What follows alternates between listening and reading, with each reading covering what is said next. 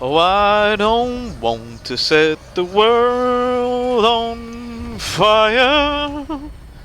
I just want to start a flame in your heart. Had no ambition. I don't remember the rest of the words of the song. Ba-na-na-na-na-na-na-na. Fallout 4, man. Fallout 4. It's your boy Marcus over here, man. Games we beat. Name of this series over here. Basically, I just throw down the games I beat, man. This is the first game in 2016. I actually beat this one in 15, but I just didn't have a chance to post it or whatever. But we counted it as 2016, man. We starting over with the Instagram post and whatnot. So this is gonna be probably episode 1, unless I decide to continue to whatnot. And it's Fallout 4, man. Man, it's difficult for me, you know. Normally when I beat a game, I try to post, I think about it a little bit, I reflect about it a little bit, I jot down some notes for when I do the video, and I kind of throw it up on Instagram, right? I throw it up on the gram, take a picture of it, and give it kind of like a little score and a brief little synopsis of what I'm going to say in this video, kind of hype people up or whatever. And I haven't even put up Fallout 4. I'm recording this on a Saturday before the Monday comes out. Should come out on the 4th if all goes well. But I haven't posted anything about Fallout 4 because I'm like, I don't even know. I don't know what to say about this game. I'm gonna end up giving it an 8.7 out of 10, and here's why. It was probably, until like the last 3 or 4 hours of the game, it was like a 9.5 to me out of 10. It's Fallout. It's more Fallout 3. It's definitely not as groundbreaking or as innovative as Fallout 3 was. I also am in a different place in my life where I can't dedicate as much time as I did to Fallout 3, where Fallout 3 was, hey, you give me 3,000 hours in the world, I'll give you 4,000 back. Now it's more like, oh, yeah, yo, I got lucky I got my wisdom teeth out and I got some time to play this shit or else we screwed. So there's that factor to it. But even putting there, I put in like probably 30 to 40 to 50 hours to beat this game. There's a lot going on. The settlements, big new addition to this game. Although in theory I think they're cool and they're nice, I think in execution they kind of falter a little bit. I think one of the fun things about Fallout 3 was discovering things on your own and how it kind of didn't walk you down, like, it just didn't spoon feed you throughout the way. That was cool. Fallout 3, Fallout 4, I could have wished I could have been a little bit more spoon-fed because there was just a lot of stuff there that just was, I don't even know what to do with this, the settlement.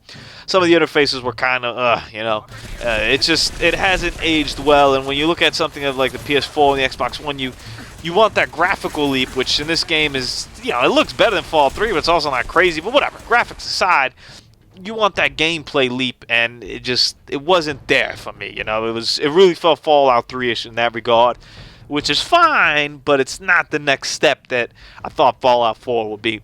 The biggest issue I have with Fallout 4 is the story.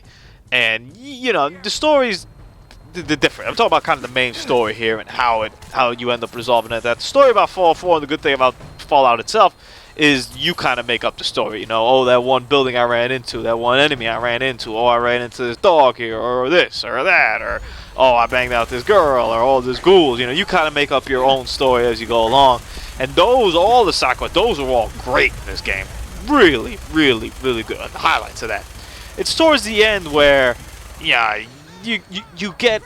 I wanted more options and more liberty to actually do what I wanted to do and fulfill my story, because they present it to you as you're going to have options, you're going to have choices, and those choices are going to be able to change everything you do, but it's just not as open-ended as I want it to be at the end. And in the end, I had to make decisions where I didn't really want. So, for example, in this case, what we're watching right here is I decided to take down the Brotherhood of Steel.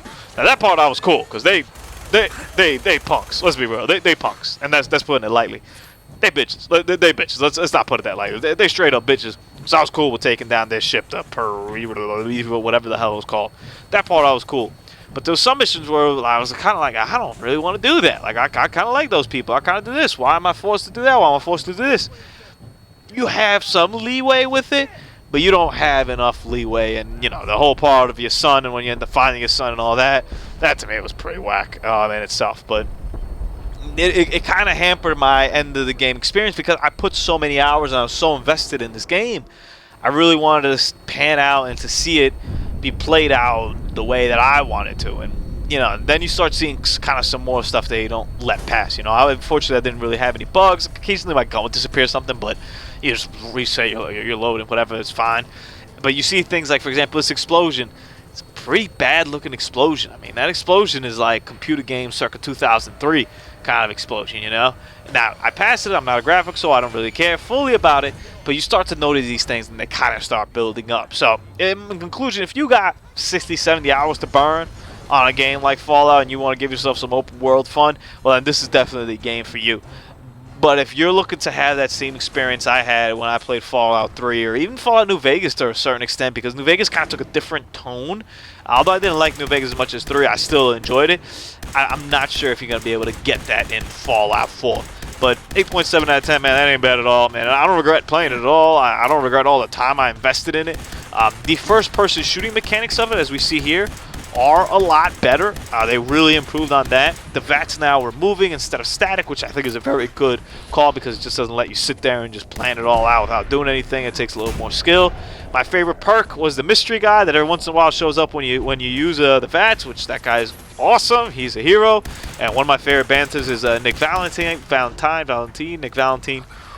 when he sees the mystery guy, and he's just like, he's a detective, and he's like, where did he go? Oh my god. And pretty cool stuff in that, and all the side stuff is so good in this game.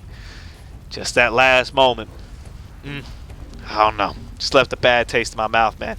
Your boy Marcus over here, though. Hope you guys had a good new year. Hope you guys have a good new year. Keep up pumping out these videos, man. Took a little 2-week hiatus, but we back now. But we outie. Doses.